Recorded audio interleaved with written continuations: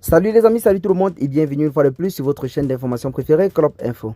Aujourd'hui, on se tape pour une nouvelle note d'information du côté de la Côte d'Ivoire pour parler une fois de plus de la situation sociopolitique qui se vit dans le pays depuis quelques temps. Nous sommes à seulement quelques mois de l'élection présidentielle et la situation sociopolitique dans le pays semble être visiblement instable, se caractérisant par des manifestations et des affrontements entre les forces de l'ordre et les populations civiles. Tout le monde sait clairement que lorsque le peuple se retourne déjà contre l'armée de son pays, ça veut clairement dire que ceux-ci ne semblent plus supporter le gouvernement en place. Et c'est ce qui se vit depuis quelque temps du côté de la Côte d'Ivoire. On voit un peuple qui semble visiblement avoir ras-le-bol des autorités installées dans le pays. Nous avons plusieurs autres informations qui montrent que le chef de l'État ne se sentirait pas bien, ce qui fait en sorte qu'il ne serait pas apte à gérer le pays ces derniers moments. Celui-ci ne cesse de se rendre du côté de la France et selon personne, il se rendrait dans ce pays-là pour préparer son quatrième mandat et poursuivre des soins médicaux, comme nous font savoir d'autres personnes, notamment Chris Yapi, qui depuis quelque temps ne cesse de faire de très grosses révélations à ce sujet. En effet, revenons à nos mots étant. Du côté de la Côte d'Ivoire, l'on a assisté ce jour à de gros affrontements entre les forces de l'ordre et les populations.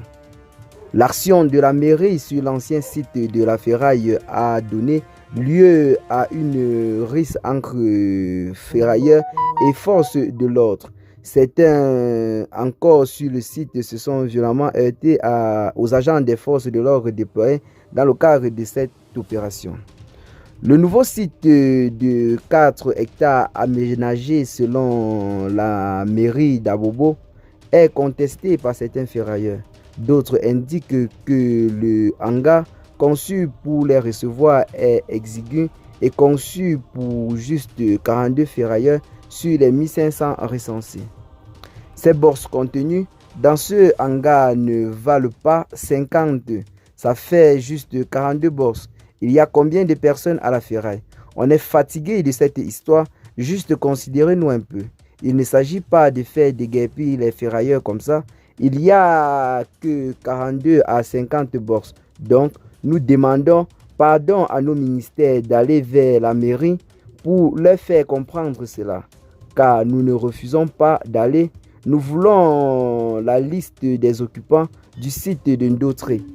Et ensemble, nous allons comparer avec la liste des ferrailleurs identifiés. S'insurge clairement un manifestant, notamment du côté de Abobo.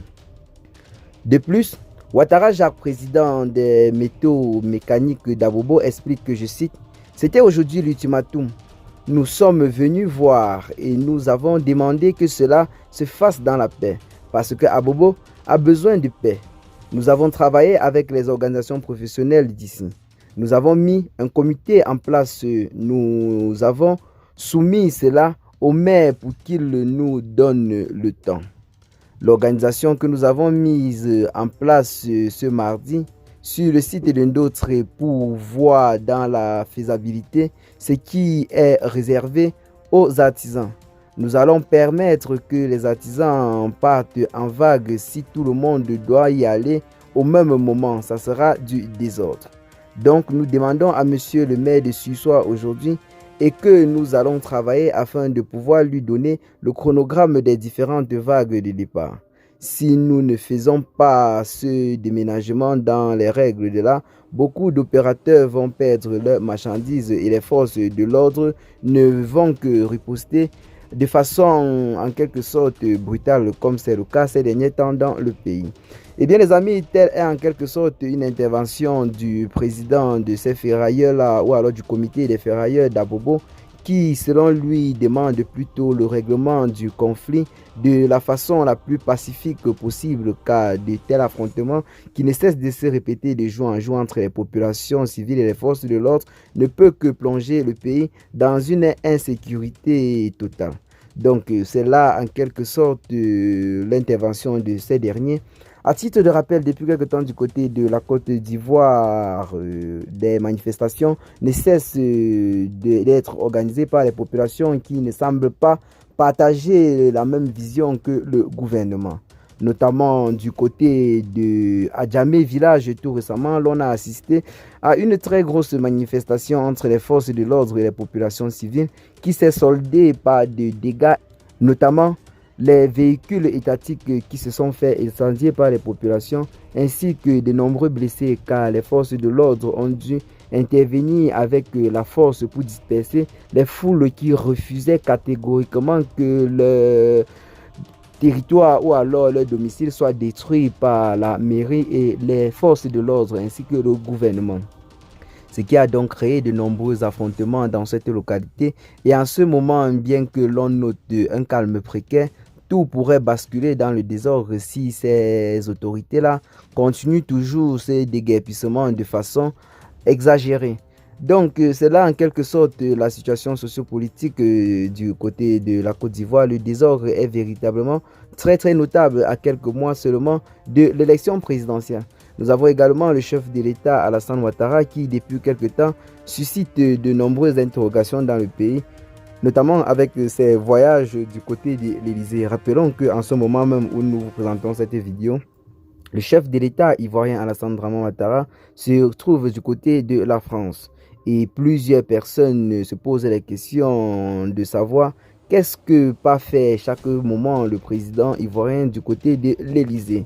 Serait-il malade comme nous fait comprendre Chris Yapi, ou alors serait-il en train de préparer son 4e mandat en complicité avec l'ancienne puissance colonisatrice? Car rappelons-le, la Côte d'Ivoire fait partie de ces pays-là en Afrique qui entretient avec la France des relations très profondes, et tout ceci par la voix de son dirigeant Alassane Ouattara, qui est celui-là qui représente même du côté de l'Afrique l'incarnation de la France-Afrique.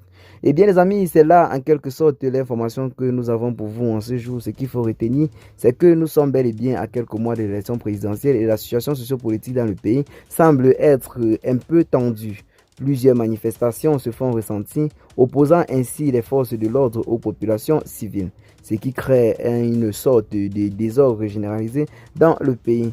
Rappelons que les élections présidentielles du côté de la Côte d'Ivoire ont toujours été généralement beaucoup animées, notamment par des désordres et des manifestations. Nous sommes à quelques mois et la situation semble être déjà très chaude et la population semble avoir perdu confiance à son dirigeant qui, depuis ces derniers moments, n'adopte que des comportements très douteux.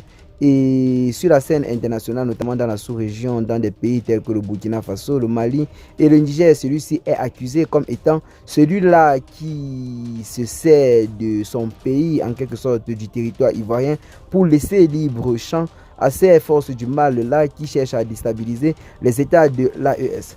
Eh bien les amis, qu'est-ce que vous en pensez pour ce qui est de cette petite note informative? Ce que vous allez faire, c'est de partager massivement la vidéo à vos amis si vous l'avez notamment trouvée intéressante.